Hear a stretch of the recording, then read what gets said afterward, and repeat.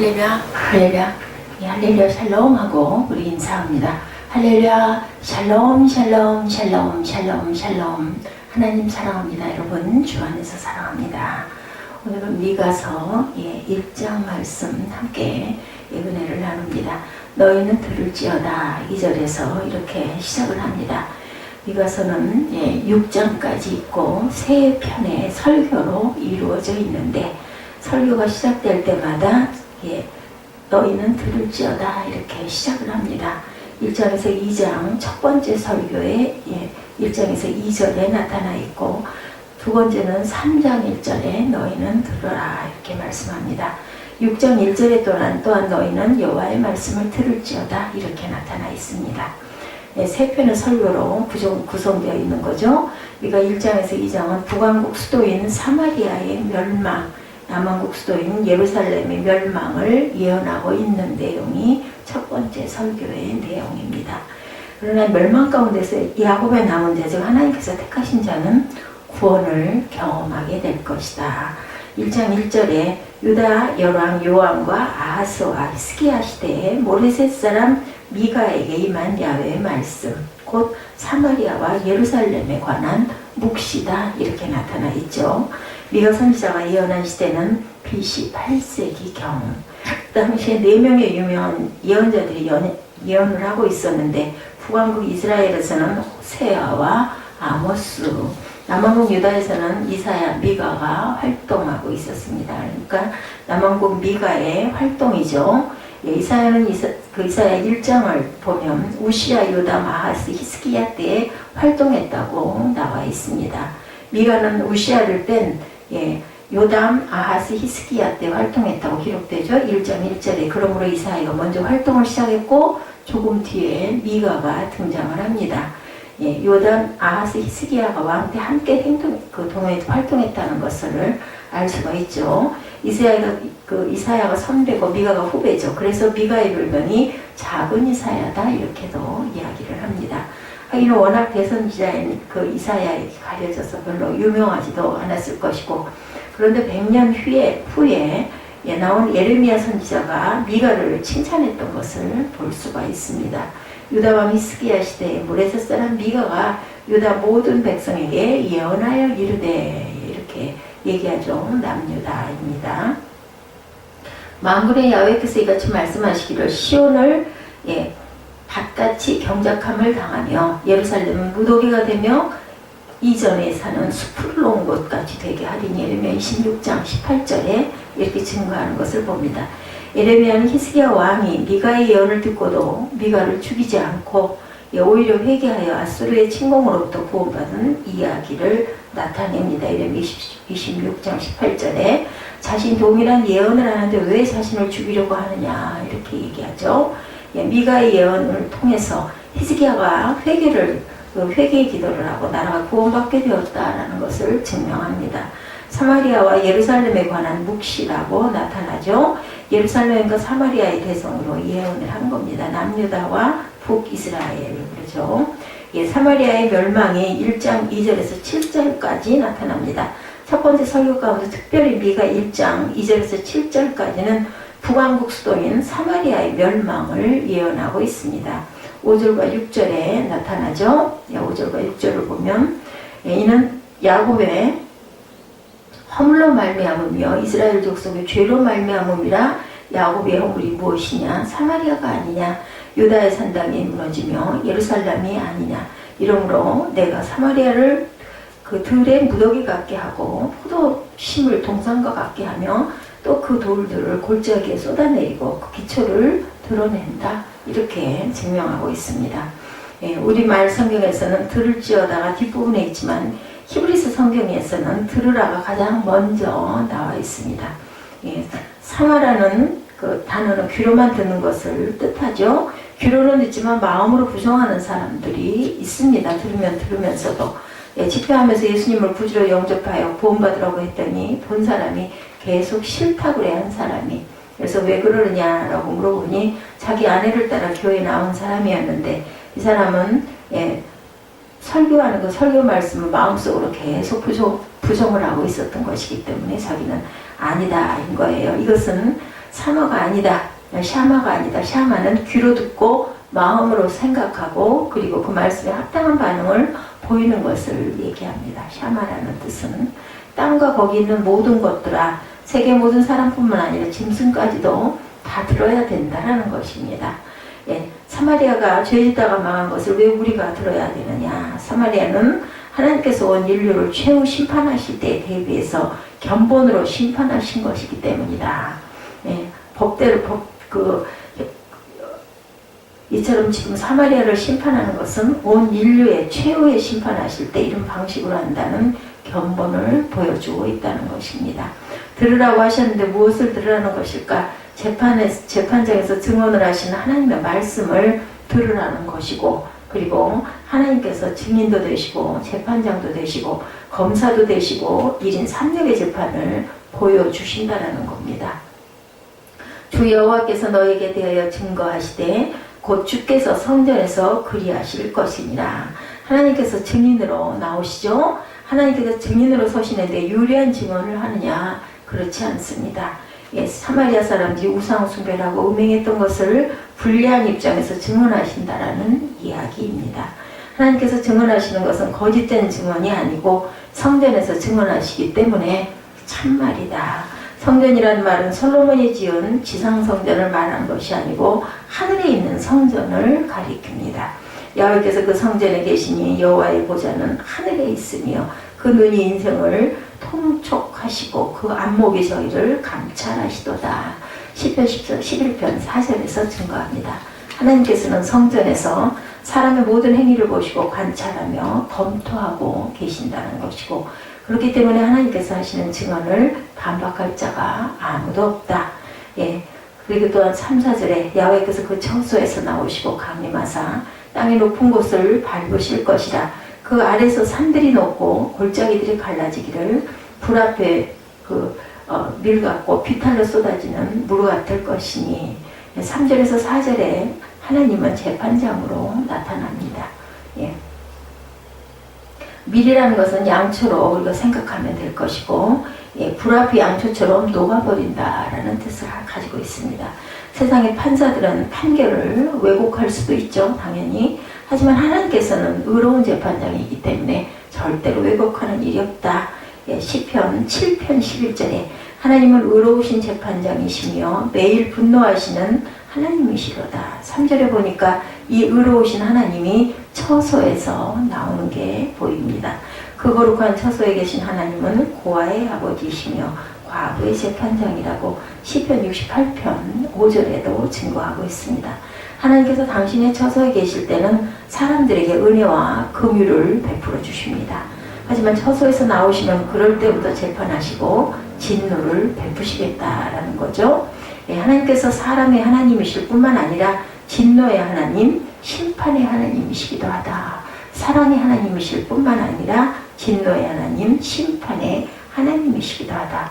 보라, 야훼께서 그 처소에서 나오사 거민이 죄악을 범하실 것이라. 이사야 26장 21절에도 땅의 거민이 죄악을 계속 벌하실 것이다. 하나님께서 처소에서 나오시면 인간을 심판을 받게 된다는 거죠. 하나님께서 처소에서 나오셔서 하시는 일은 땅의 높은 곳을 밟으실 것이라고 말씀합니다. 밟는다는 것은 무언가를 뭐라 그러죠?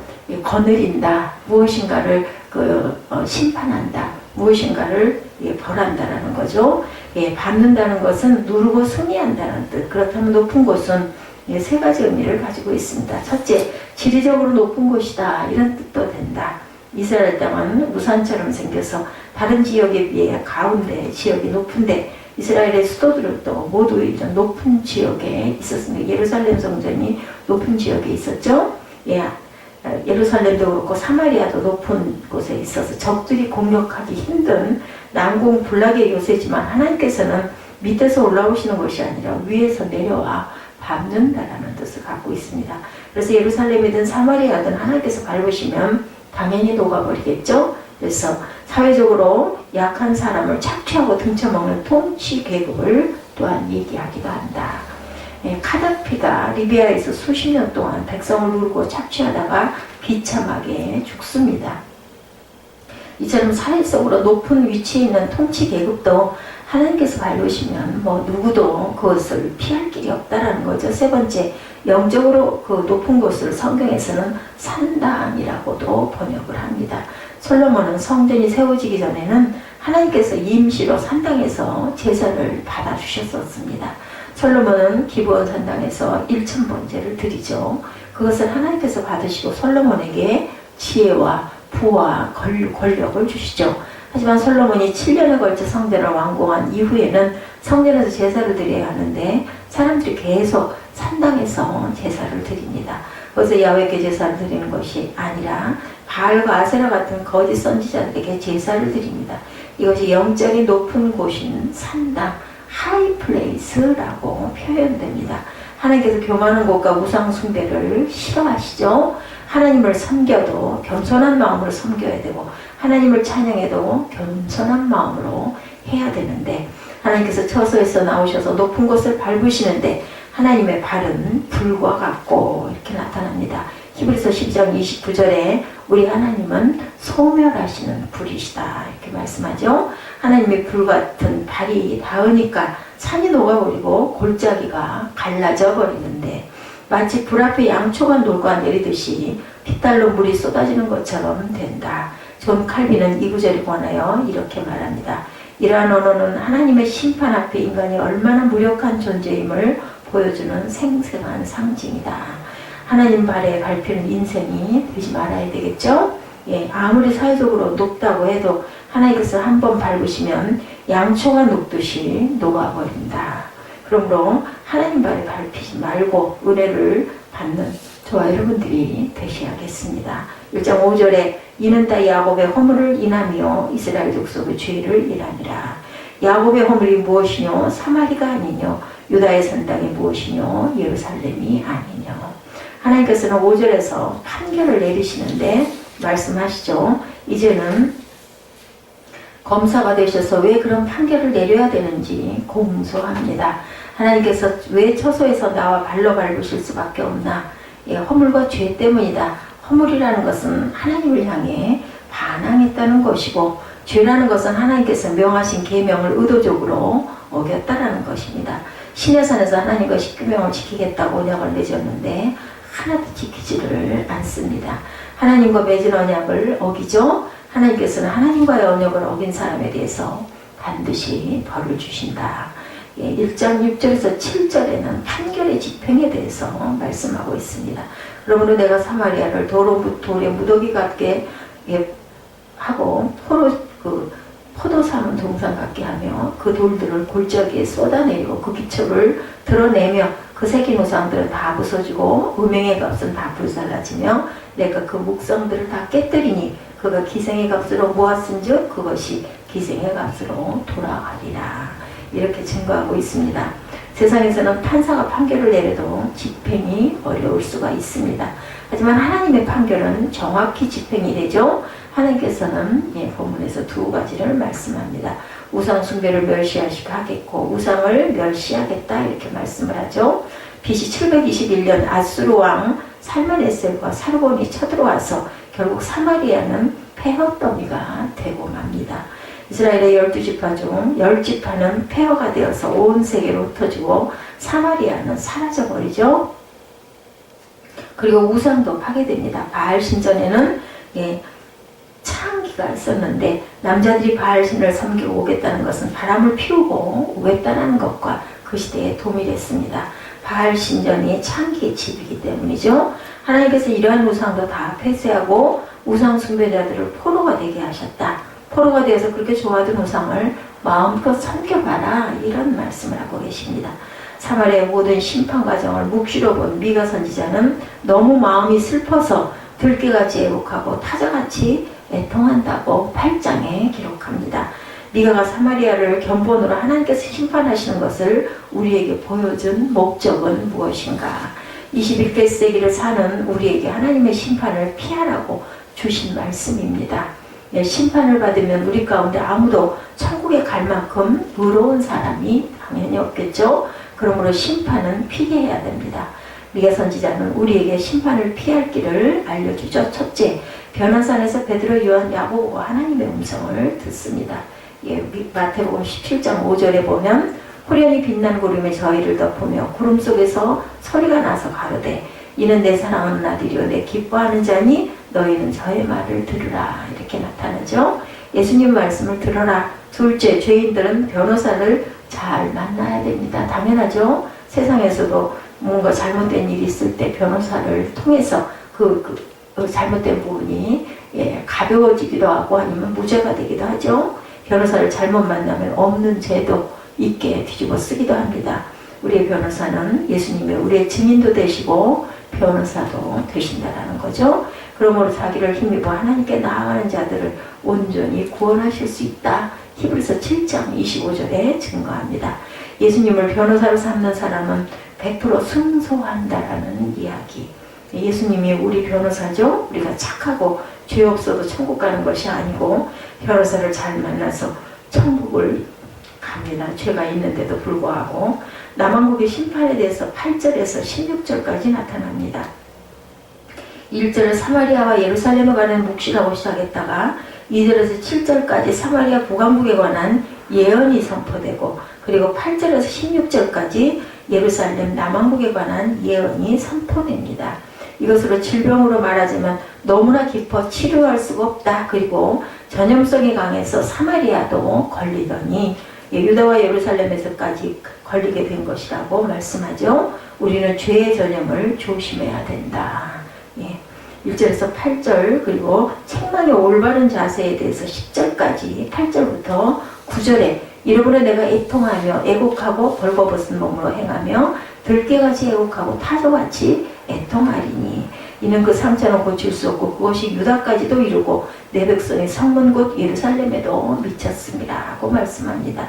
미가의 책망하는 자세는 첫째 애곡하고 애통하면서 진실을 말하죠. 미가는 유다 백성을 책망하지만 교만한 고자세로 책망하지를 않았습니다. 미가는 자기 스스로 울고 애통하고 애곡하면서 책망합니다. 어떤 사람이 밤에 동네에서 양말도 신지 않고 맨발과 옷도 입지 않은 벗은 몸으로 큰 소리로 울면서 돌아다니면 우리가 어떨 것 같습니까? 그 부분을 보면 엄청나게 슬픈 일이 있는가 보다고 생각하겠죠? 지금 미가 선지자는 이처럼 애통하는 마음으로 유다 백성을 책망하고 있습니다. 사랑이 없으면 진실이라도 말하지 마십시오. 저는 미가가 유다를 책망할 때 사랑의 마음으로 책망하였다는 생각을 가지게 됩니다. 이것이 본문에서 배울 자세라는 것을 깨달아야 되겠다. 9절에서 이는 그 상처는 고칠 수 없고 그것이 유다까지도 이루고 내 백성의 성문 곧 예루살렘에도 미쳤습니다. 가드에 알리지 말며 도무지 울지 말지어다. 내가 베들레헴 아브라에서 티끌에 굴렀도다. 몸부림을 치고 벗은 몸을 수치를 무릅쓰고 나아갈지어다. 뭐라 그래요? 사한인 주민은 나오지 못하고 베데셀에 애곡하여 너희에게 의지할 곳이 없게 하리라. 마롯 주민이 근심 중에 복을 바라니 이는 재앙이 야훼께로 말미암아 예루살렘 성문에 임하리로다. 라기스 주민아 너희는 준마의 병거를 메울지어다. 라기스는 딸 시온의 죄의 근본이온 이는 이스라엘의 허물이 내게서 보였습니다. 이렇게 증거합니다. 그는 눈물 근원이 되기를 원하죠.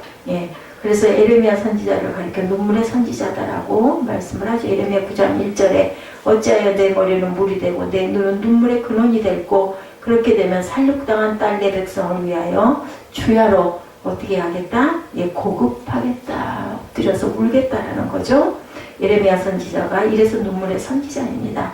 사마리아와 예루살렘이 우상 숭배에 빠져서 하나님의 심판을 받게 될 것은 하나님의 말씀이고 진리고 미가는 거만하게 이것을 말하지 않고 같이 애통하면서 말을 했다. 에레미야 선지자도 마찬가지죠. 그래서 예수께서 누가복음 19장 41절에 마지막 예루살렘에 입성하시면서 예루살렘 성문을 보시고 우시는 부분이 나타납니다.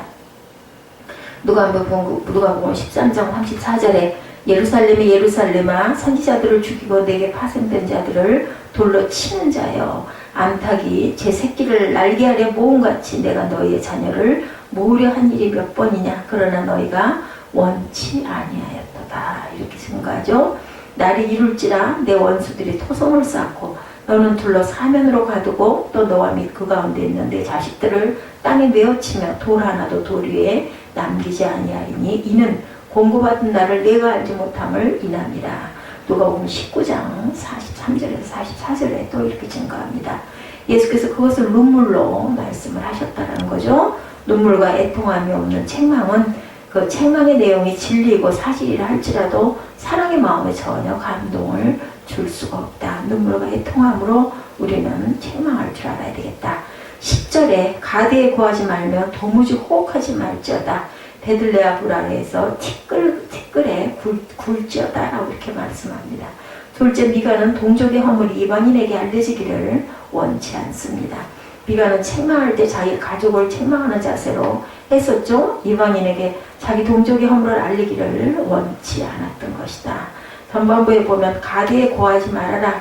이 말씀은 사무엘하 1장 20절에 직접 인용됩니다. 이 일을 가대에도 고하지 말며 아스글론 거리에도 전파하지 말지어다.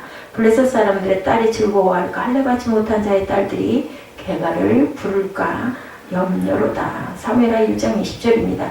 이것은 다윗이 이렇게 얘기하죠. 다윗의 선왕인 사울이 다윗을 죽이려고 엄청 괴롭히고 10년 이상을 괴롭히면서 쫓아다녔죠. 그런데 사울 왕이 길보아선 전투에서 사망하자 다윗은 그때 기뻐하지 않았습니다. 다윗 왕은 자기의 선왕 사울이 그렇게 죽은 것을 슬퍼하고 사울을 위해서 애가를 부르죠. 아살의 책 활의 노래라고 기록되어 있습니다. 그것이 사무엘하 1장 19절에서 27절의 말씀인데 그 소위 활의 노래를 보면 가대에 구하지 말고 아스글론에도 구하지 말고 블레셋 사람들이 즐거워할까 염려하라 이렇게 기록을 합니다. 사울이 죽은 것은 사울의 죄에 대한 하나님의 심판이었죠. 하지만 다윗은 이방인 블레셋 사람들이 이 소식을 듣고 기뻐하는 것을 원치 않았습니다. 이방인들과 불신자들은 하나님의 백성이 죄와 허물로 멸망하는 것을 보고 좋아하고 기뻐합니다. 그러므로 그 미가는 가드의 사마리아가 멸망한 소식도 알려주지 말고 그리고 예루살렘에 심판받은 예언도 말하지 말고 그 근처에 가서 애곡도 하지 말아라. 왜냐하면 그들이 좋아할 테니까. 교회 지도자들이 교회에서 문제가 있어서 감옥에 가고 망신당하는 사람들이 있죠. 그런 일을 너무 떠올리는 일은 좋지 않겠다. 그게 안 되죠. 은혜가 안 됩니다. 다윗은 시편 여러 곳에서 자기 원수가 다윗의 고난을 기뻐하지 말게 해달라고 기도합니다. 여호와여 내가 주를 높일 것은 주께서 나를 끌어내사 내 죄적으로 나를 인하여 기뻐하지 못하게 하심이니이다. 시편 30편 1절에도 기록합니다. 나의 하나님이여 내가 주께 의지하였사오니 나로 부끄럽지 않게 하시고 나의 원수로 말미암아 이기어 개가를 부르지 못하게 하소서. 시편 25편 2절에도 증거합니다. 미가의 슬픔에 대해서 1장 10절 하반기에서 16절까지 나타나 있습니다. 미가 선지자는 아수르에 의해 멸망당하는 열 성읍에 대한 기록을 하고 있죠. 열 성읍의 이름과 하나님께서 내리시는 심판과는 연관이 되어 있는데 미가의 예언대로 모든 게 다 그렇게 이루어지는 게 나타납니다. 히스기야 왕과 아수르가 쳐들어왔을 때 예루살렘만 겨우 남고 심판을 받습니다. 작전에 북이스라엘과 사마리아가 심판을 받아 아수르에 의해 멸망됐고 다만 예루살렘은 히스기야의 기도로 건질 수가 있었던 거죠. 1장 10절 후반부에 베들레아브라에서 티끌에 굴지어다 이렇게 나타나 있습니다. 베들레아브라는 티끌의 집이라는 의미를 갖고 있는데 베들레아브라 사람들은 전쟁에 패하여 티끌과 먼지를 뒤집어 쓰게 된다라는 뜻입니다. 11절에 사빌검이나 너는 벗은 몸에 수치를 무릅쓰고 나갈지어다. 사한인 거미는 나오지 못하고 베데셀에 애곡하여 너희로 의지할 곳이 없게 하리라. 두 번째, 사울이라는 것은 아름다운 성읍을 의미하죠. 그러나 사빌 주민들은 벌거벗은 아름답지 못한 모습으로 수치를 당하게 된다는 이야기인데 첫째, 사한인이란 진군한다는 의미를 갖고 있습니다. 그러나 사한인 주민들은 한 발짝도 나아가지 못하고 패망한다라는 것이고 넷째, 베다셀은 쉬는 집이라고 의미합니다. 그러나 그곳은 정류하거나 쉴 수 있는 곳이 없는 곳이 된다.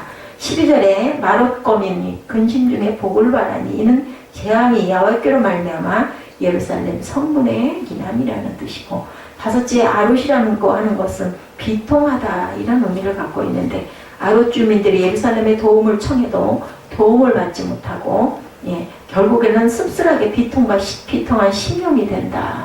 이런 뜻을 가지고 있습니다. 13절에 라기스곰이나 너는 준마의 병거를 내올지어다. 라기스는 딸 시온의 죄의 근본이니 이는 이스라엘의 허물이 내게 보였습니다. 여섯째, 라기스는 준마라는 의미를 가지고 있는데 애굽에서 말을 수입하는 관문입니다. 라기스는. 그래서 시온의 죄의 근본이다 이렇게 증거합니다. 14절에 이러므로 너는 가드모레셋에 작별하는 예물을 줄지어다. 악십의 집들이 이스라엘 열왕을 속이리라. 일곱째, 가드모레셋이란 가드의 소유물이라는 뜻을 갖고 있는데 가드의 소유물이 아니라 앗술의 소유물이 된다라는 것입니다. 여덟째, 악십이라는 말은 거짓말. 악십은 주민들이 거짓말을 해서 유다 왕을 속인다라는 것이고, 그래서 앗수르가 침공에 들어가는 길을 열어주고 유다 왕을 속이게 되는 것이다. 그리고 15절에 말에서 범이나 내가 장차 너를 얻을 자로 내게 임하게 하리니 이스라엘의 영광이 아둘람까지 이를 것이라. 아홉째, 말에서는 상속하다라는 의미를 갖고 있습니다. 그래서 그 상속물을 모두 다 빼앗기게 될 것이다.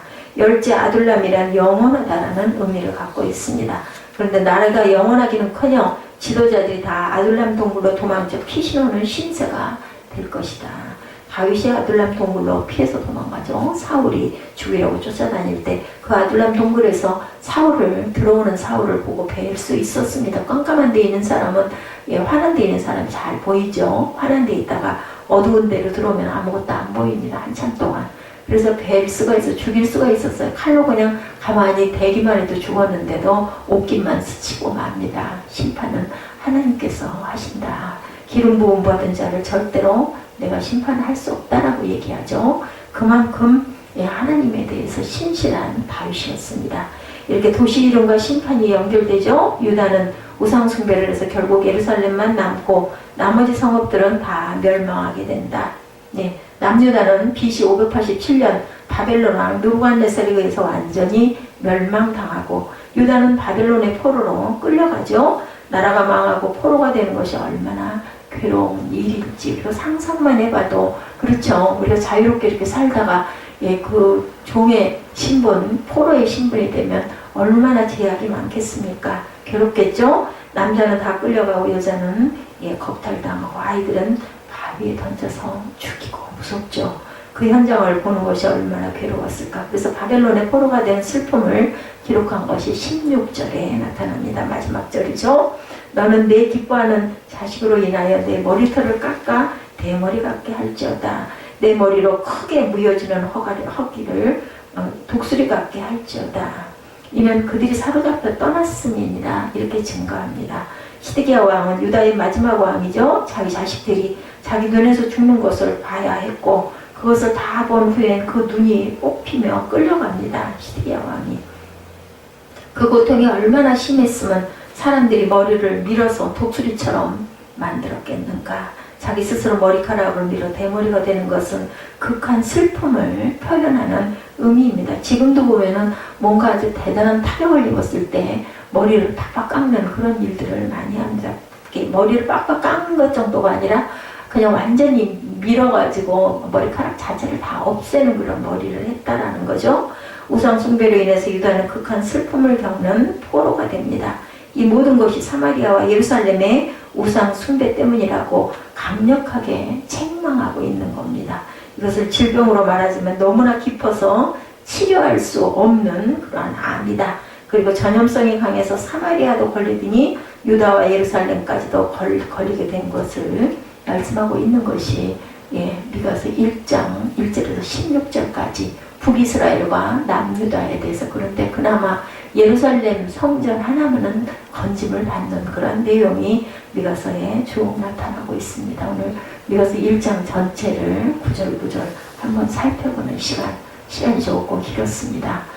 저와 여러분들은 이러한 그 미가의 선포, 오늘날도 성경에 나타나 있죠. 이 선포가 그 시대의 선포가 아니라 저와 여러분들에게 경각심을 나타내고 항상 하나님의 말씀 속에서 다시 새롭게 다시 거듭나는 역사가 있는 귀한 오늘 벌써 30일 이제 마지막 날이죠. 그리고 5월달이 열립니다. 귀하고 푸르른 5월 가정의 달이기도 합니다. 그 5월달을 맞기 전에 4월 한 달 마지막으로 잘 마무리하시고 귀하게 다시 일어나는 저와 여러분 되시기를 주님의 이름으로 축복합니다.